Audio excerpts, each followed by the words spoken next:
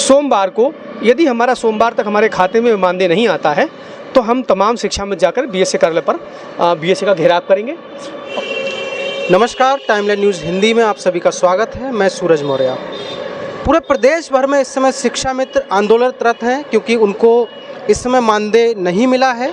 और मानदेय क्यों नहीं मिला है, बरेली की स्थिति क्या है, हमारे साथ इस समय हैं बरेली के शिक्षा मित्र संघ के पूर्व जिलाध्यक्ष केपी सिंह और वर्तमान में शिक्षा मित्र संघ के संरक्षक भी हैं। केपी सिंह जी, क्या मामला है ये? धन्यवाद सूरज जी। पहले तो मैं धन्यवाद देना चाहता हूँ आपकी टाइमलाइन न्यूज़ के लिए।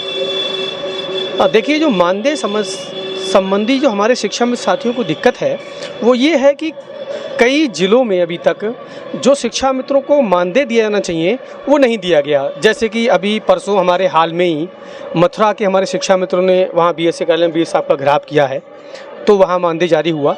और फर्रुखाबाद में हमारी 3 दिन पहले वहाँ बीएसए का घेराव किया गया है, तो वहाँ कल मानदेय जारी हुआ है।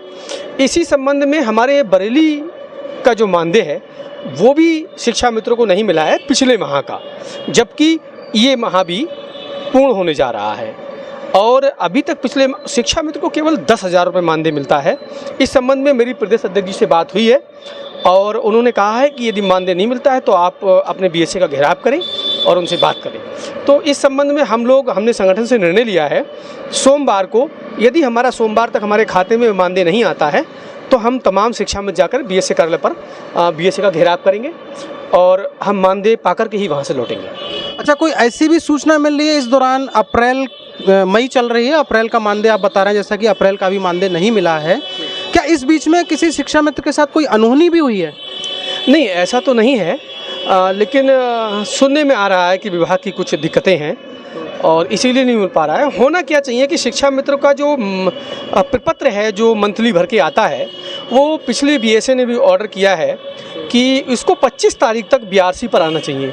तो कुछ खंड शिक्षा अधिकारियों के माध्यम से वहाँ से यहाँ रिपोर्ट नहीं आ पाती, ये बीएसए जो हमारे बरेली साहब हैं उनका कहना है।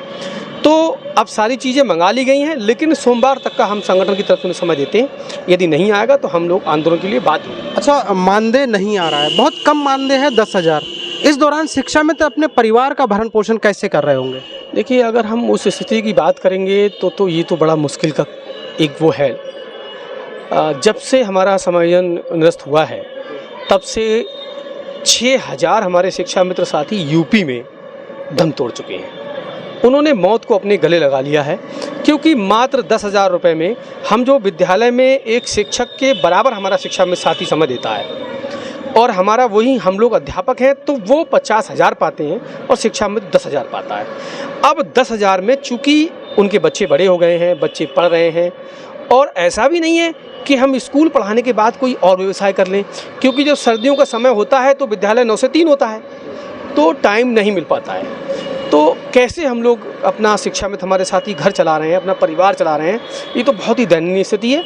और सरकार से कई बार वार्ता हुई और सरकार हमेशा हमें पॉजिटिव रुख दे करके और एक आश्वासन दे करके छोड़ देती है। बाकी ये तो प्रदेश स्तर की बात है, प्रदेश के नेता भी इस मैटर पर प्रयास कर रहे हैं। अभी नई सरकार बनी है, अभी शिक्षा मंत्री से हमारी संगठन के लोगों की मुलाकात हुई है, उन्होंने भी आश्वासन दिया है और मुझे उम्मीद है कि जल्दी ही सरकार शिक्षा मित्रों के बारे में कुछ अच्छा करेगी।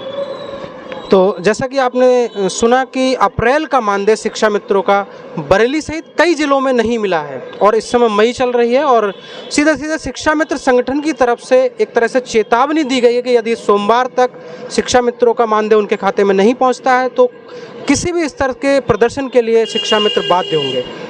तो जुड़े रहिए टाइमलाइन न्यूज़ हिंदी के साथ। मैं सूरज मौर्य।